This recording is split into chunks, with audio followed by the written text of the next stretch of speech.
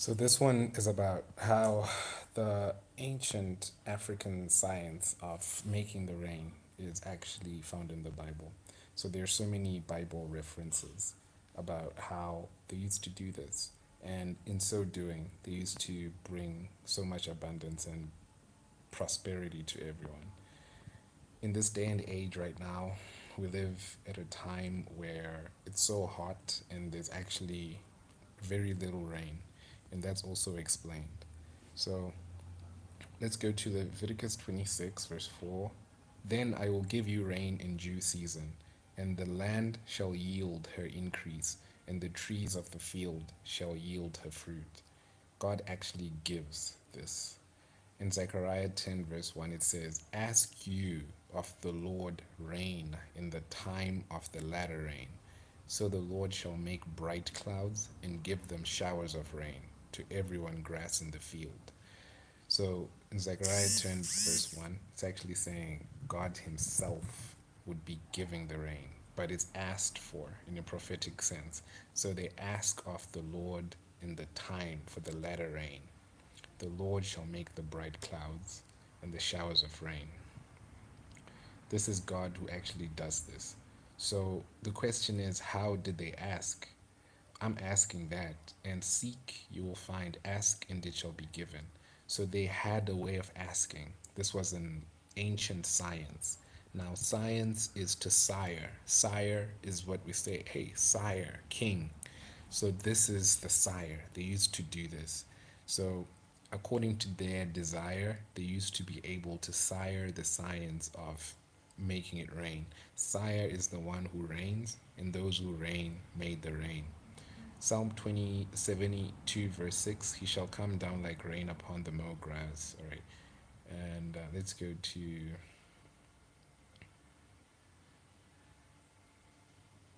Jeremiah 5:24. Neither say they in their heart, Let us now fear the Lord our God that gives rain, both the former and the latter in the season. He reserves unto us the appointed weeks of the harvest. So everything that's happening right now, it's because of God is supposed to give everything in its season. So if things are happening out of season and out of cycles, this is what happens, and people starve. And this is not good for, like, a recession is basically no rain in a sense that it's a drought. So not a lot of markets, stock markets are able to trade with no grain. So there's no price gain because there's no grain. There's no rice grain because there's no price grain. So here it says in First Kings 8:35, and this is now the book of the Kings. So when heaven is shut up and there is no rain, because they have sinned against thee, if they pray towards this place and confess thy name and turn from their sin when thou afflicts them. So now it's saying in the book of the Kings, with the judgment of the king, discretion and discernment of the king, that when the heaven is shut up and there is no rain, it is because they have sinned against God. So right now, our situation and our predicament, if there be no rain, it is because we have sinned against God. But now we have to look towards a certain place, and this place is Zion. This place is the East. This place is our salvation. This place is Jesus who heals us. This place is our faces. This place is to pray in the sense of loving each other as we ought to, doing unto each other as we ought to. That's the place we have to pray towards, and not the place in our hearts where we have placed ourselves as gods. So, um, God is actually the one who gives rain. And in Isaiah 45, verse 8, it says, Drop down, you heavens from above, and let the skies pour down righteousness, and let the earth open, and let it bring forth salvation, and let righteousness spring up together. I, the Lord, have created it. So everything that happens, it's because it's created by God, because He reigns and He creates the rain. So this is the ancient African science, and it's expressed in the King James Bible, which is amazing because how Zechariah said, the prophet said, like the same way Elijah was able to pray and the rain came.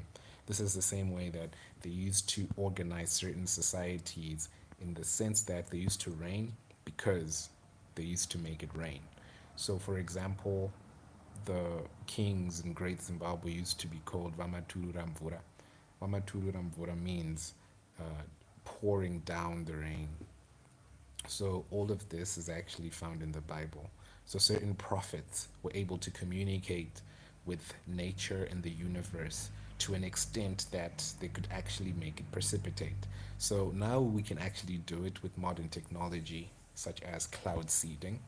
But what we're talking about is a supernatural power that you don't need to spend a dime, but you do need to spend some time and attention into hearing how it's done, into understanding how it works, and into actually implementing it. And I don't think anyone can just do it, but it's a science. So you sire it, you desire it, you sire it, you consider it, to sire scissors, discern it, like all of that. It's a science. So, in order to get into that science, it is to know about the universe, and it's to know about the elements, it's to know about nature. And nature, so far, it's also controlled by Jesus, who walked on water, which is another element, when there was wind, which is another element, and he spoke. And his breath, it's revealed in Revelation that it is actually a sword of fire, which is another element. And then he was coming from like the earth, and he is a body of clay, which is another element. But he just showed his control over all of the elements by walking on water and speaking to a storm.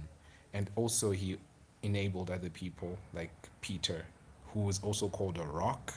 That's another element.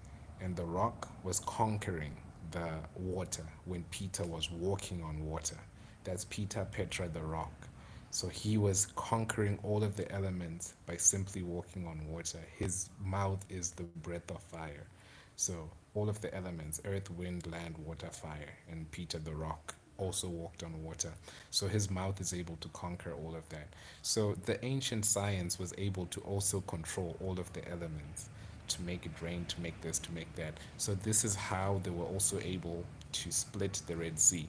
In the previous videos, I was going over how it's obvious and written and biblical that the children of Ham were all in the Middle East. So at some point they conquered the element and crossed the Red Sea.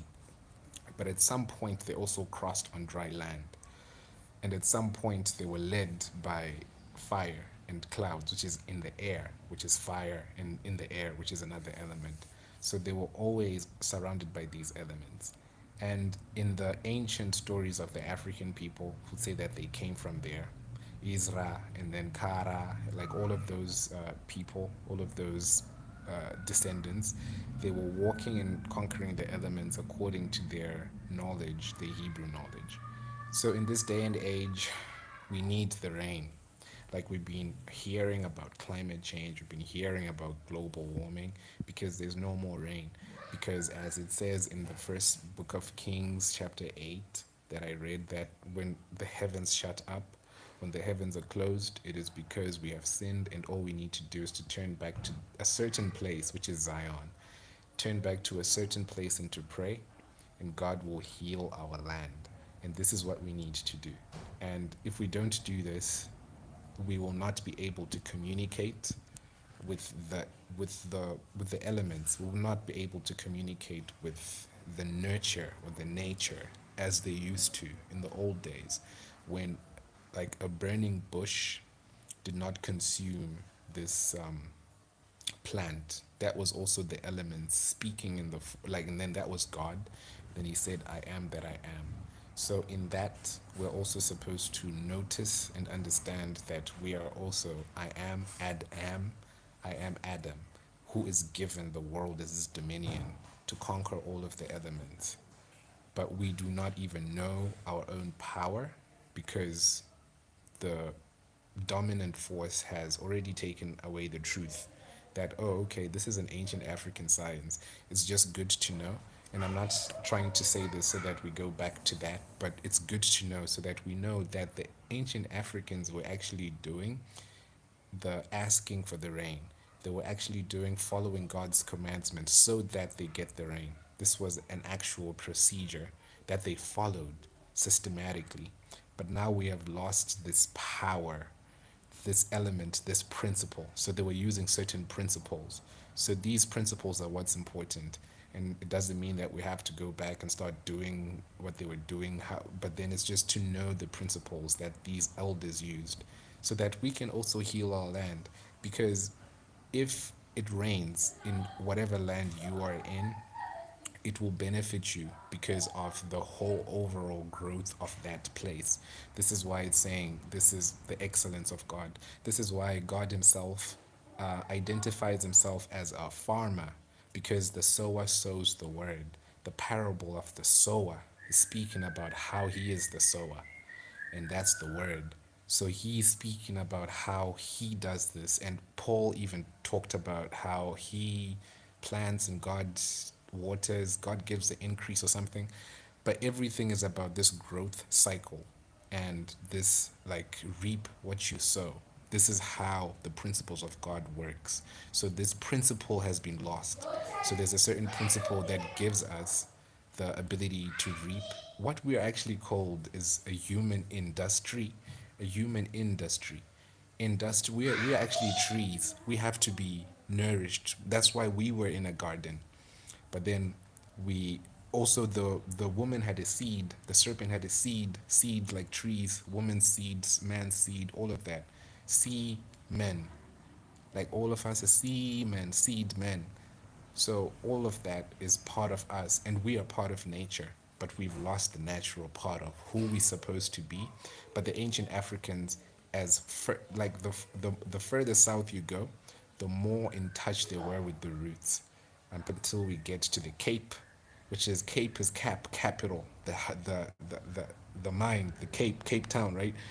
That's why they call it the Cape, even though it's at the bottom. Even though the world is turned upside down, we need to be attached to the roots, because Jesus is called the stump of Jesse. That's a tree. So all of this that nourishes the earth and all of this that replenishes the earth, we need to be in our season, giving fruit in due time, because the moment we are okay with not being fruitful, it is the moment we're okay with this land being barren. So we need to be fruitful. There needs to be an increase. And God has already given us the formula through saying that the way to do this is for us to pray toward Him, to pray towards this place.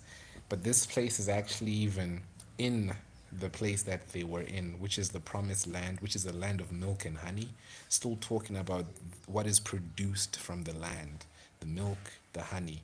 But what is special about these products is that the milk will come from the land because the cow needs to eat the grass, but then the cow itself is a is out of the land.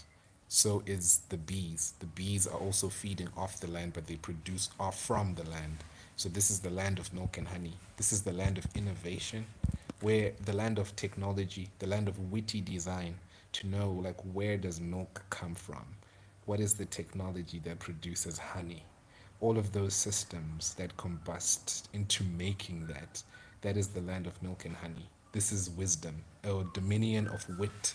So with wit, we're equipped to know how all of this works. So that's why we're supposed to even be looking over our flocks and our sheeps and everything that is around us. So yeah, take care of the the knowledge that has been shared, and also increase the knowledge from what is true and replace it with what is false, so that we always know the truth, because that's what will set us free. Because these scientific ways and means that they used to use are still being used in another way. Like cloud seeding is another form of this. Same way that they used to use roots and herbs, and now they use these roots and herbs to make pills and capsules.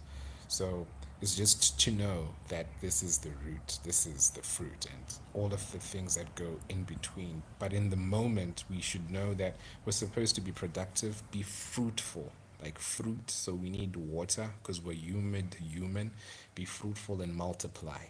And what multiplies is the seed, the deeds, and the words. So let's multiply righteous and good words, and let's increase the deeds and be equipped with wit Yeah, so yeah, be fruitful and multiply, and let us know the roots so that we can know the fruit. So thank you so much for that.